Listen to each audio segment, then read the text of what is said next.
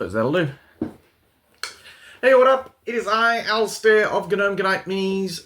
Today we're going to get into this pretty quick. We get one take. If I screw this up, we're screwing this up. I made a Necropolis board. Necropolis 28, made by Peter Biggers, otherwise known as Al Shield. Free rules, Patreon, all that nonsense. You know, the standard indie game stuff. Great little rule set. Very fun. Lets you do a flying elbow drop from the top of the, whatever the tallest point is, onto your opponents and kill both your models. So that's fun. Haven't played a game yet. Have sculpted most of a warband, so I'm nearly there. Probably going to put up a video of sculpting the last little skeleton. But the board took up my whole crafting space for weeks. But it did get made. Behold. So here we are. We're going to have footage of that construction. And then when we get to the end of it, I'll just tell you a little bit about it. Okay, here we go. We're doing this commentary in one take. There will be no repeats. If I make mistakes, I make mistakes. Here I am. I've got some 3mm MDF board, and I'm marking out the area required, which is 16 inches by 16 inches, or I believe the standard size of a chessboard. I briefly attempt to remove the label, but then realize it's either going to be underneath a bunch of other stuff or on the bottom, and doesn't matter. So, how I cut MDF board is I score it repeatedly with a box knife. This allows me to, not need to use a saw, and the fact that I'm using 3mm MDF board means that I can, in fact, get through it with a box knife with, you know, some elbow grease applied, however, not requiring absolute sawing back and forth. And you'll see here, as I scrape through, I'll then snap it at the point where I've scored. And with one side snapped, the other one will be easier to separate away. And I believe I bend up, which allows the wiggle waggle and give it a nice snap there. There we are, a 16-inch piece square. Now I get some 5mm thick foam core board. I believe I bought a A0 or A1 piece of foam core board. And then these are offcuts from previous... what are they called? Doohickeys. Previous projects. Here I am using some tacky glue. This is, you know, very goopy PVA glue. If it was smaller, perhaps I'd use hot glue to attach the board, but because this is such a large area, I didn't trust hot glue to hold up to that large area and not cool down. So tacky glue is what I used, and then I go and get some weights to make sure that there's even pressure all the way along. And so I'm using my various 5th edition tomes here.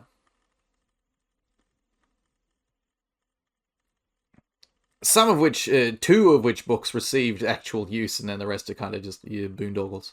There you go.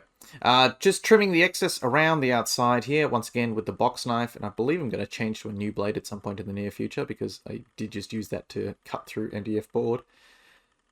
But not yet, apparently. Just making sure I've got all the edges nice and clean. Nice and svelte. And then I believe the next step will be peeling off the foam core board paper. So, rather than just, you know, describing me battling with the paper, I'm going to tell you a little bit about Necropolis 28. Necropolis 28, a miniatures game made by Peter Biggers. No idea of his credentials, if there are any, with, you know, miniature wargaming, but the game's very cool. Rulebook's got some lovely art in it. Very well thought out little rule set, and it's on version 19, I believe. The premise is, the world's dead, everybody dead, but there is this magical stuff that lives within the coins that people take to get into the underworld, known as obols. Inside obols, there is mana that can keep a husk of a corpse alive. Just very quickly filling in the gaps here with some modeling paste. Anyway, obols keep sort of a shambling corpse and or ghost and or skeleton alive, so, you know, people do want dem obols. There is the Grand Dead City, which is around the towers of several sort of arch-liches, big dead fellows, and then underneath them are all the sub-liches and sub-sub-liches who have all got their own individual little goals and desires to rule over the city of the damned. Everybody dead, everything's dead, there is no life, and so everything's all ruined, and there's gravestones everywhere. It's got a great aesthetic, and I'm, attempting to make my board in a similar aesthetic. Here I am using a rolled-up tinfoil ball to introduce some texture into the top of the board, and then I'm going to be drawing out on top of it a grid, just a 16 by 16 by 16 1-inch grid. First with a slice of the box knife, and then followed by a ballpoint pen to sort of bevel the edges there. Continuing on with the discussion of the Necropolis 28 rules. It's quite small, so as you can tell, like the 16 by 16 board, that's not exactly a large area. This allows, everyone to get straight into the action. There's also some rules that are based on sort of getting into the action and based on height. Basically, nothing misses. Anytime you do something in Necropolis 28, you roll a d10 and then you'll either succeed it or fail it. But a failure, if you miss an attack, rather than doing the full damage, which is sort of 3 or 4 damage for your basic weapons, you end up doing sort of a glancing hit, which is 1 damage. This, makes things a little bit more... You can plan out slightly more. You're less reliant on the whims of the dice, but, I'm not too bothered by that. I've played very few games of Age of Sigmar and then a little bit of D&D.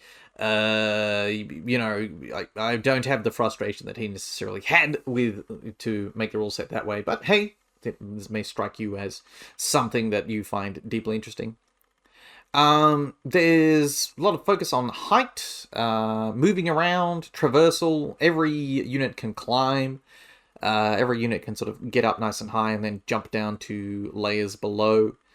The sort of tagline of the whole thing is that it is a miniature sort of diorama skirmish game. So the whole point is it's supposed to look nice. Very well, sort of, rather than just, 2 large grey unpainted armies or dry brushed armies, me saying that I dry brush everything, facing off on top of a completely empty board with perfectly L-shaped stuff. It's supposed to be sort of unbalanced, it's supposed to be slightly off, but it's supposed to look cool and sort of allow for the creation of cool moments. Here you can see me just sort of beveling each individual square, and then I'm coming back through and drawing in some cracks with a ballpoint pen. And then here I am just using the box cutter blade. I really hope I changed the box cutter blade by this point. But the way that foam's tearing, I probably didn't. Just to trim everything off at a 45-degree angle.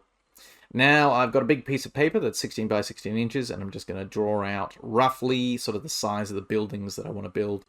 And how I want it to sort of be in terms of the height. I want one high side and one low side, and I wanted it sort of to connect to each other quite well. So here I am. I'm going to get started on the construction. Once again, got foam core. Pretty much everything on this board, it's foam core, it's paddle pop sticks. There's a little bit of stuff you can buy from a Halloween store. We are coming into October, so maybe this is finally timely somehow, despite me making this in February.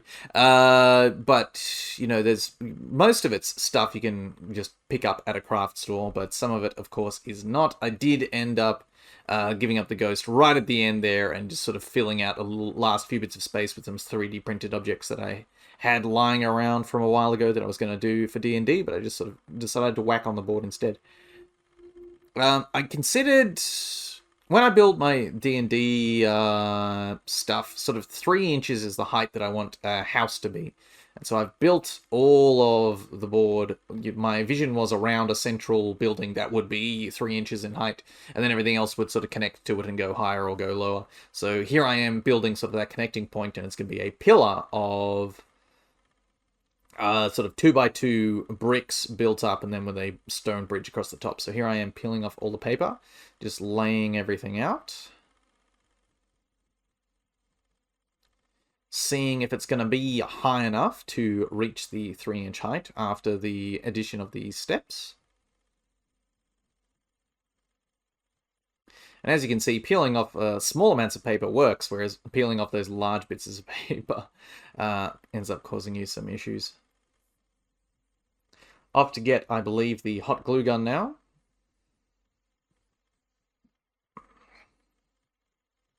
So yeah, parts required are, you know, foam core board, MDF board, paddle pop sticks, a couple of Halloween skulls, some wire, some polymer clay for a little tree in there, and then, you know, anything that I did 3D print, one could just substitute for some more handmade with the same sort of thing. With the same techniques. So, you know, I added in some 3D printed pillars, so one could just make a pillar like this, except rather than being 2 inches, it could be 1 inch by 1 inch. And there we are, all the layers stuck together, and then whacking on the sort of steps up to the bridge. So I wanted it to sort of look like an archway, so it would be somewhat self-supporting. And then coming back through with the same ball of tin foil, adding some texture. And grabbing, originally here, a nail, or like a file, but deciding that was tearing the foam too much and was going to cause me some issues as I went up, I substituted out for a ballpoint pen fairly quickly. Yep, there we go. All right, so I'm just drawing in sort of bricks. So alternating positions here, going up the pillar, and of course doing it ever so slightly out of frame, because that's where my head is.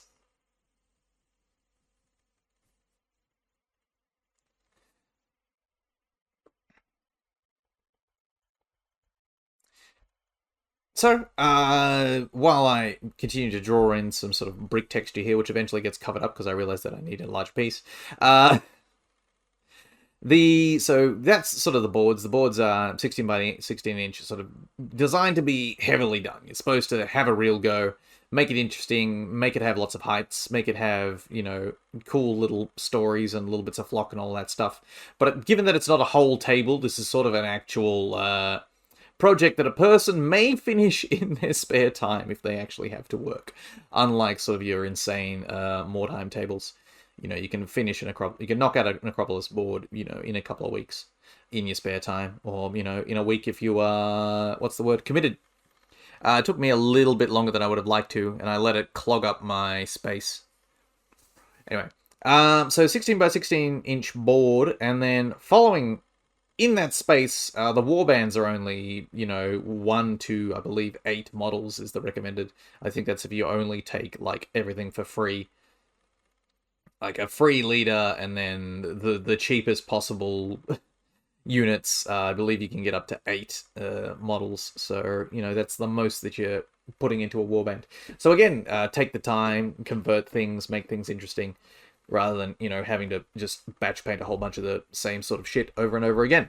Really plugs into what I like to do. I like to make, you know, little tiny forces, just like a squad, an interesting squad with an interesting story. Anything more than, you know, 4 or 5 models, I start to lose interest fairly quickly, especially if I'm painting them all the same way. I believe here, what are we cutting out here? It's an object. I'm inclined to believe this is one of the... This is the central building, which is just a large 6 by 6 inch square with some... And here I am cutting out the walls. So yeah, that 6 by 6 inch section there is going to be sort of a big slab roof. And then we have our walls, which I'm just double checking are all roughly the same size. And I do believe I need to trim sort of 5-10 mils off each one. Once again, peeling, but only 1 layer of the paper. I don't need to peel the inside out. Just only the layer that will be visible to the outside world. And then coming back through with the trusty $7 hot glue gun. Putting a bead down one side, And then a sort of like a bead down the edge, attaching the edge, and then shooting a further bead down, sort of like silicone caulking, just to make that joint a little bit more secure. And here I am trimming just the little bits off the edge. Warbands are built around a lich, so you have two free options. I'm going to scroll my way down to the actual Warband building section, if I can find it. I cannot. Hold on. Backwards. Heavy armor. There's our attachments. Yeah. Alright, cool. So, Warbands are built around leaders. There are three options. There is a Lich, who is sort of a necro... I will read to you the flavor text, because it's significantly better than I can do. A rotten necromancer, an ancient lich, a phantasmal sorcerer. So, sort of very based on spells, summoning, doing sort of damage at a range, and sort of providing support to your units. We have the Revenant, a Desiccated Knight, a Barrow Monarch, a Spectral Martyr, so that's sort of more of a combat-based leader. And then there is, for 225 obols, which is like most of the cost of an opening warband, there's the option of doing an Ascended Undead, an Imposing Pontiff of Sown Corpses, a multi-limbed Skeletal Sorcerer Monarch, Spectral Death Incarnate. That's a big boy. Base size 40mm to 60mm. That guy's gonna, have difficulty getting around. So depending on the scenario that you play, having just one giant slab running around and doing lots of damage might be a good idea, or it might be a better idea to have just one little fellow with lots of supporting units. So you start with a leader, either Lich or Revenant. I, of course, picked Revenant because I don't understand magic. Magic is for nerds. I like to hit things. And then from that you go and you build from some minions. So Husks, which are your sort of regular standard infantry. Aberrant Husks, which are sort of big boys. Think like your sort of Dark Souls Knight, or some big towering flesh zombie. Familiar, which will be sort of a small animal. A necromantic remnant, which is, I think, like Bony McFingies, like a hand that's crawling around that's got a skull on the back of it. So it's sort of a very small object. Small beast, so small undead animal. Large beast, large undead animal. Gigantic horror. I'll read to you the flavor text for that one. Rotten chimeric horror, the skeleton of a giant knight, a screaming mass of souls. That guy's fairly expensive. That's sort of the cost of 2/3 of your warband right there. And then the final option is a flying beast, which is sort of fairly expensive. But, flying around is useful in most warbands, especially one that has significant height. And then you can all go through and arm them each individually with lots of little options. And then, of course, lovely, kit bash convert to your heart's content to make those things look unique. I've added just a little sort of lip around the top of two of the walls, once again, just with foam core. I added sort of a big flagstone in the middle, and then I'm adding, using some coffee stir sticks, just some sort of wooden paneling around, going for sort of a Tudor house look here. Not exactly a perfect Tudor house, but, just adding some details. So it's not just a big... It doesn't look like a concrete bunker. I want it to look like it's made of stucco or stone or something like that. And here I go, just whacking those down in various positions. I have yet to have a game of Necropolis 28. I've just been a busy boy, as evidenced by not uploading to this channel for 7 months. After I finished that last video, I just ended up... I've been doing a lot of wrestling and doing a lot of sewing, both of which, sort of hobbies that take precedence over the current one of miniatures making and whatever else. Changing over from coffee stir sticks to just your regular old standard paddle pop stick to add some girth. Just generally wanting to make some of these supporting beams look a bit thicker than the others. And then trimming those just with the snips on a pair of pliers. Nothing super important, and just eyeballing it. It doesn't need to be exact, it doesn't need to be perfect. The sides are square enough, and lots of other things are going to get filled in with either extra bits of wood or extra bits of modeling paste. Here I am seeing that my sort of original pillar was not tall enough, so I'm going to add another piece just to make it a little bit taller. Grab some, once again, tinfoil ball, doing all the edges, doing the underside. I'm going to hot glue it into position and then scribble on top. I don't even think I scribble on top of this one. I think I just hot glue it straight on top and just treat it like it's a giant slab of stone. I add some extras underneath to act as a scaffolding extending out from underneath, so that miniatures can indeed cross or be stood precariously in the middle and then be knocked off.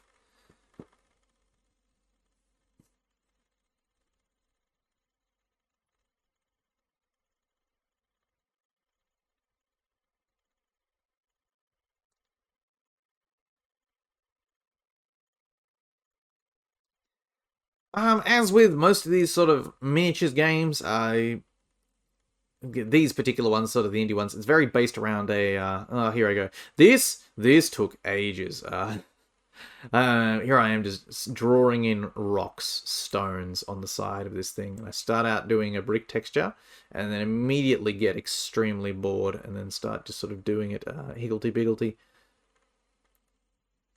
But yeah, as with most of these miniatures games, Necropolis 28 is sort of built around running a campaign. So each game should only last you, a short amount of time. It shouldn't be, you start playing your game of Necropolis 28 at 9 o'clock in the morning and then hopefully get to 6 o'clock at night and you've only finished 2 turns. No, that's not what we're dealing with. Things happen fairly quickly. And then you can keep going. There are options to upgrade, change, and adjust your warband. There are also options to lose items, have interesting things happen, and there's also a layer system, which I have not looked at because I've not completely read the rules. I just paid some attention to the warband building section and then moved on. There we go, warband. So while I've told you like the miniature, the general names of the units, everything can be of one of 3 sort of undead archetypes. There is bone, there is plasm, and there is blood, flesh. Is it flesh or blood? Necromantic art, blood, bone, or plasm. So blood, think evil sort of blood constructs, fleshy abominations, so your classic Frankenstein's monster, zombies, that sort of thing. Bone, skeletons, terrifying bone beasts, so something made out of multiple skeletons, sort of cooperating to create sort of like a bone centipede, I believe is one of the pieces of art in there. And then plasm, so think your classic ghosts, geists, but not ghouls. Floating around specters, you extended, wispy cloaks and screaming and howling through the wind. Something that's, fairly easy to make a plasm warband is just get yourself some of those old, easy-to-build Night Horde sets, which I believe are still... Well, they might not actually be still around, which would be disappointing, but, I feel like there were enough issues of whatever was it Stormcast? Whatever the magazine was, there's enough of those roaming around that you can pick up some of those fairly cheap on eBay. Here I am just putting in our first structure here, so whacking in the sort of grand... my thought was it was a sort of an undertaker's, a place where... somebody, our undertaker, our craftsman, builds gravestones, and so there'd be a not unsizable cache of obols in there. And here, what am I doing here? I appear to be building a ladder based on the way I'm chipping those apart. And yes, just whacking those. So I think I'm going to shoot a ladder up the side of the... what's it called? Doohickey. The pillar here, so that miniatures, have a way to climb up within the story. I also believe in the rule set, going from the bottom to the top of a ladder doesn't require a check, whereas climbing does and is potentially failable. Alright, here I am trimming out the piece of paper to check the size of my next constructed object. But once again, similar sort of thing, although this one's going to be taller. I'm drawing that out on the piece of foam core, and then drawing out another piece. Did I change my mind? I think I must have changed my mind on what I was doing. Because I only ended up building one of these.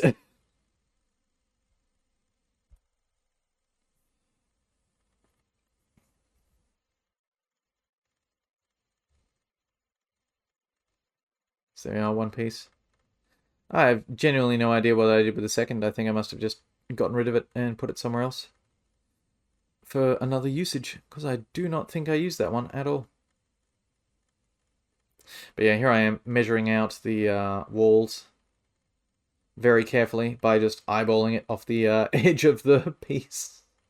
And I want it to be taller than the central component. So once again, peeling, constructing in the usual way. So yeah, there is a Necropolis 28 Discord. There's also, you know, fairly active tags on the old social media. And if you're in England, lots of events sort of running. There was the Argent Host, which was not long ago. By not long ago, I mean like the start of the year. There was one not very long ago. Once again, both of those were held in a church, which was very spooky, very appropriate to the what's it called? The spooky nature of the whole thing. To the theming, yeah, so having all of the items, objects, spooky models within the confines of a church. Generally, I think a church hall, a good idea.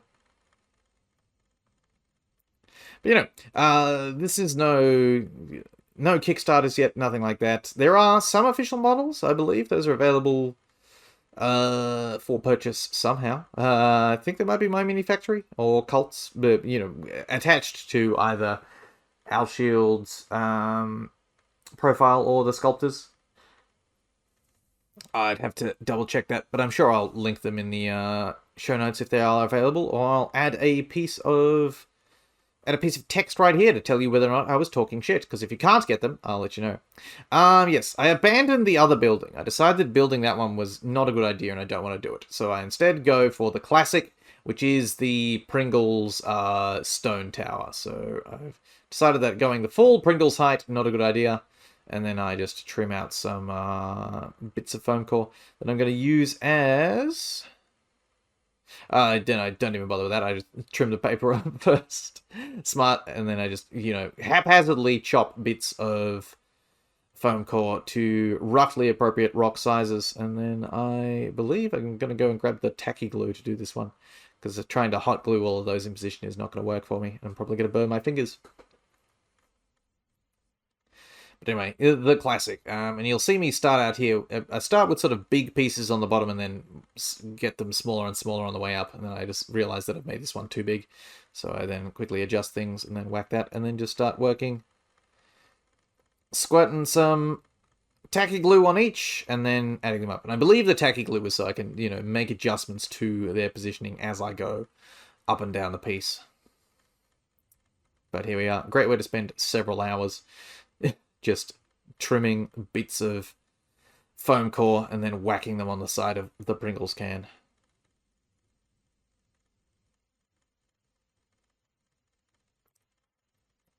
Anyway, nice active Discord community, nice active generalized social media community and following. Lots of places to draw inspiration on, lots of spooky models out there. The great thing is about, you know, undead. Pretty much every model maker, miniature maker, has a set of nice plastic undead that one can, you know, grab and adjust. Or you can do what I did, which my first Warband was to grab the Citadel Skull Kit and then just whack some of those on some Perry Miniatures European mercenaries. Which looked pretty cool, but then I decided to instead go insane and sculpt my own Warband, which I've actually finally finished. You know, after a period of several months, because I did one nice skeleton. I'm like, oh, I could do a couple more. Then I got very hung up on doing my large big boy as the leader. It took me, you know, 2 goes. And then even then, I've got to completely recut the. You saw him in the last video. I've got to completely recut his mold because it's just not going right. And here I am just whacking little bits, all in the right place. And just keep going, just keep stacking. This is, this was my life now. I joined in on a call with some friends while I was doing this, and everyone else is sculpting something together. And here I am putting rocks on a piece of on a Pringles tube. Still engaging in the hobby. No, mind you, not my favorite method. It's the same as drawing the brickwork on, just immensely boring for me. I don't know how people do like whole structures out of foam brick. That would drive me mad. I know the final look is quite impressive, but it's not for me. I also, don't have a hot wire cutter. I have pretty basic hand tools. The only, apart from the casting setup which I have, which is, stole from my girlfriend. Thank you very much. Didn't steal from, am currently allowed to use thanks to her purchasing it. Nothing I have is particularly specialist. I use all the sculpting tools that I use. I actually finally picked up some silicone shapers not long ago, and I haven't cracked them out. I keep using the one that I got. It's a nail art dot tool, a silicone one. That's what I use to smooth out all my stuff. Like it's Pringles cans, foam core board. I don't ever want to have to go to like a hobby shop to make my terrain. And even with the sculpting that I do, I went into Eckersley's Craft looking for the silicone shapers and saw them for like $40, and then I saw an individual one, a single gray 00 with a point, which is like the go-to one for quite a lot of guys, and that was like $20 Australian. I'm like, I'm not paying that. I'll just keep using my $3 nail art dot tool, and until the returns are diminishing, until I can sculpt to a level where I require a tool of that precision, I'm not going to use it. And I remember having this discussion with another guy, talking about sort of my my medium that I sculpt with. I use polymer clay for the most part, and then come back through and do a sort of final detail pass of green stuff. And he's talking about how toy wax is sort of the absolute gold standard. And I'm like, cool, I'm not going to go and get a wax pen. I'm not going to completely learn how to use a new medium and require a whole different setup just to, make worse miniatures than the ones I currently make, given that I can't get all the detail that polymer clay has out of it yet. Once I can do that, once, I'm finding myself struggling to put detail on a miniature, I'll update my methods. But until then, until I am struggling, I will not. Here I am just sort of going over, poking everything.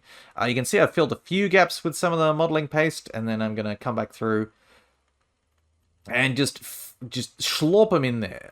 Just really get in there with the modeling paste and get all this in. And even the modeling paste, that's, Anko brand, Kmart stuff for the Australian. It's, the equivalent of a dollar store brand in America, although it's, an actual department store.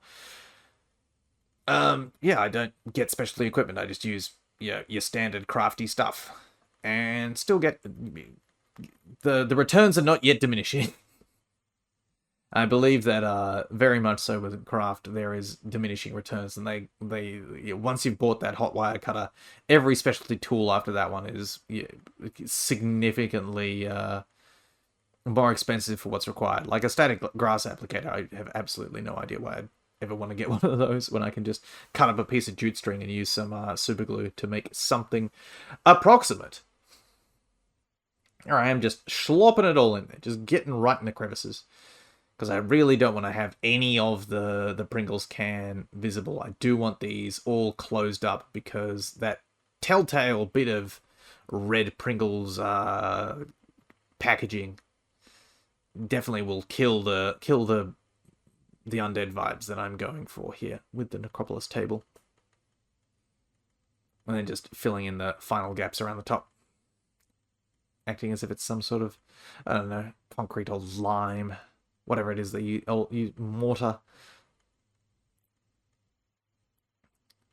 Then I, after this, cut a big slab for the top, hot glue it on, and then put some further scaffolding and whatever else on.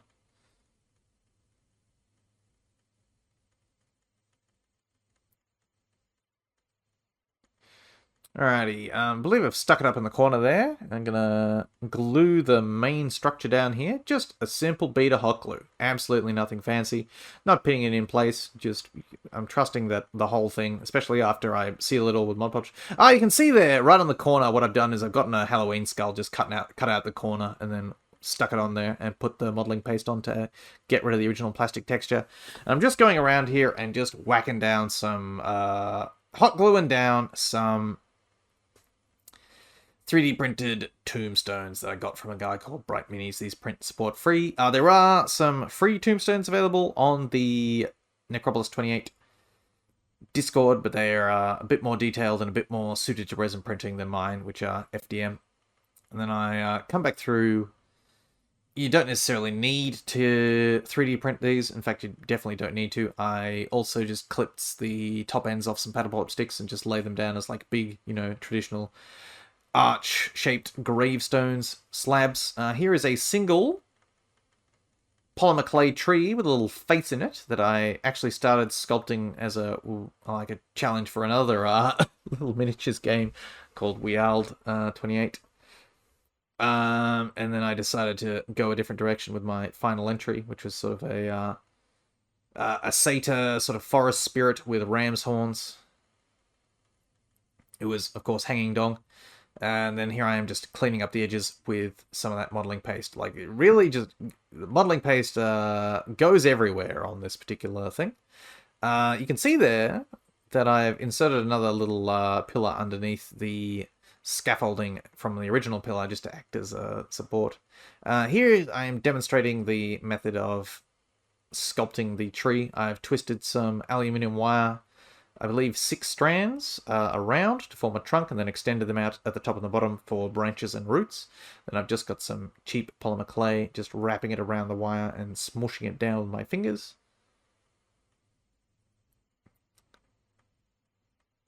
I come through with a small ball tool. This is the... this one, I believe, is a paper embossing tool, $2.50 from a dollar store. $2 Australian dollars 50, so less than a pound, 99p for ye Brits, a euro 30, $1.50 in America. But yeah, and then there I'm just sort of scraping in the shape of the bark and the grains of the wood. But of course I don't need to worry about branches or anything like that, because this not branches of leaves or anything like that, because after all, this is the undead city, everything dead. I just sort of laying it down here, seeing how I like the roots sort of coming out of this building, and then I just dip some little bits of hot glue just to get it in place, just to hold it, and then I'm going to come back through with some slatherings of modeling paste, just slopping it, just really getting it in there. And I've obviously abandoned the rubber glove by this point because it's acrylic. As long as I'm not, eating it by the spoonful, I think it'll be fine.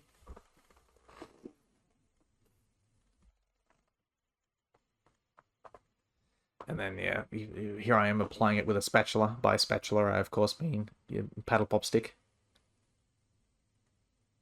Or popsicle stick. I don't know the term in England because it's cold there, and I have no idea why any of you would ever eat an ice cream. Here I am being culturally insensitive. Anyway, just getting it in there, sort of acting as sort of piles of dirt, grout, really serves quite a lot of purposes. Yes, and here I am. I've gotten sick of this. It's been on my table for too long. I need to get rid of it. So to fill in that last little bit of space, I just went around and just grabbed this bunch of 3D printed objects that I'd done for a D&D session, and then just whacked them all on there. And then here I have got some Patico acrylic sealer, which no reason to purchase Patico unless it's available for $3 a bottle at your local dollar store. It's just my favorite dollar store when I was living in Orange had this piles and piles of it, and it was, less than, 20% the price of a thing of Mod Podge. So Patico acrylic sealer all the way, and getting down to the dregs of this bottle. But yeah, just slapping it over absolutely everything just to act as a final layer of glue, seal all the foam for our eventual spray painting, give everything like a nice base layer of black paint to work from, because I've mixed some black paint in with the sealer. You can of course use Mod Podge if that's available and cheap, but just Patico was available for me and is no longer, because I can't find it in any of the dollar stores that I frequent. Not even at Ronnie's, the king of Australian dollar stores. But there we are. You can see I made a few more structures, a few more pillars, a few more whatevers, and a few extra bridges, and carved a lot more stone with a ballpoint pen and drove myself mad. But there we are. Everything's all getting a nice, fairly liberal application of acrylic sealer. Getting into all the crevices.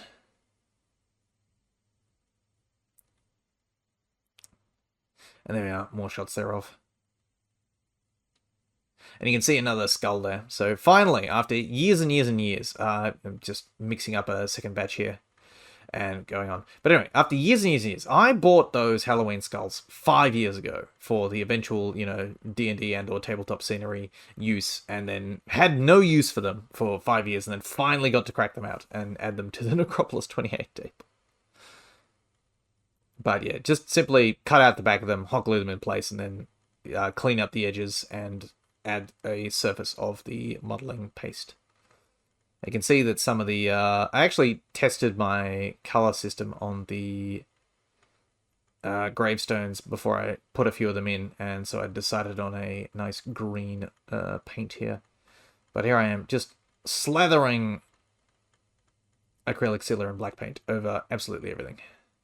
You can see the top surface of the Pringles can, just sealed with a circle of foam.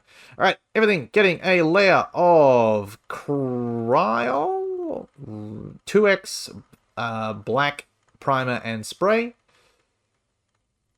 Getting at it from all directions, just spraying it on grass, because grass grows back. I'd rather not have to clean up anywhere else.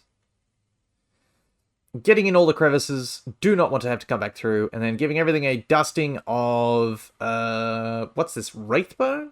Whatever the light sort of beige color is from the old contrast paint. And here is a shot of my feet, so some of you perverts have gotten that. So giving everything the old Zenithal highlight, and then I just dry brush it green, starting with sort of a dark turquoise, and then building myself up to a fluoro neon yellow.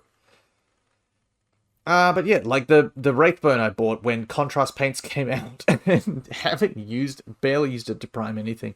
So there we are, got it to prime this with just sort of a dusting from on top, just to draw out the lights and the shadows and make it easier to pick out what I'm supposed to be dry brushing more heavily than anything else.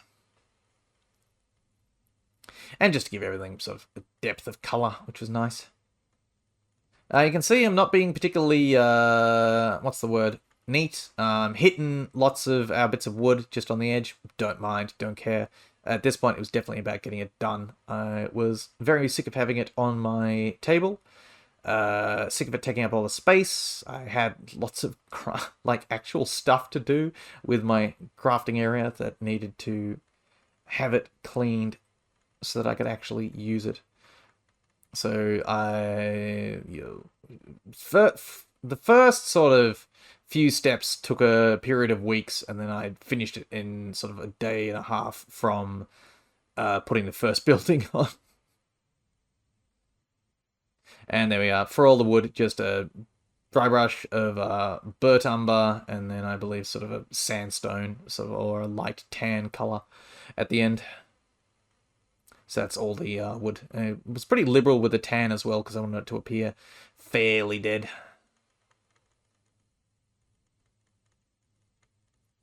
But there you can see lots of walkways, lots of ladders, lots of little bits of scaffolding, lots of places to push other models off and jump down from high onto.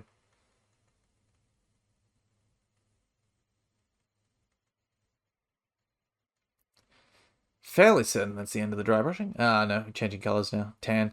Yeah, so... And the dry brushing dries in inverted commas. Because I'm definitely going over wet paint here. I'm just really just getting it done at this point. I would much rather have it finished than have to think about doing it anymore.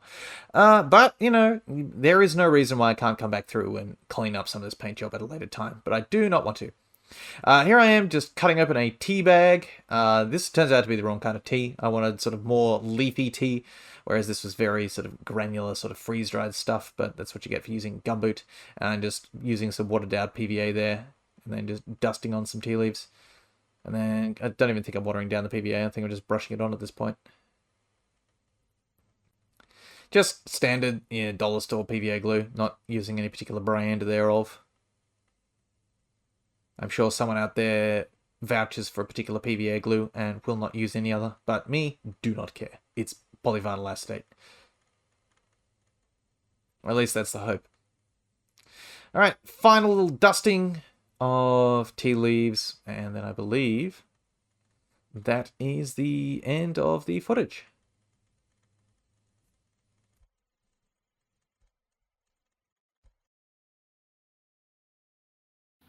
Alright, so there you go. Hopefully I've explained everything. I did something a little clever. I can't remember who I stole it from, but I got command strips, the command sort of Velcro stuff, so I can just whack it on my wall, so I don't actually have to think of anywhere to store it. Yeah, the make was mostly fun, but by the end of it, I did get sick of it and just whack a bunch of 3D printed shit on there, which I didn't necessarily want to do at the start, but I did at the end. Whatever. Yeah, pretty easy. No specialty tools. No need to go completely apeshit. There's tons of really good boards out there that you can have a look at to, make your own, and it will come out looking better than mine. So there you go. That's that one, and hopefully the next video shall be me constructing an skeleton. Alright, see you all next time. Like, subscribe, all the YouTube bullshit.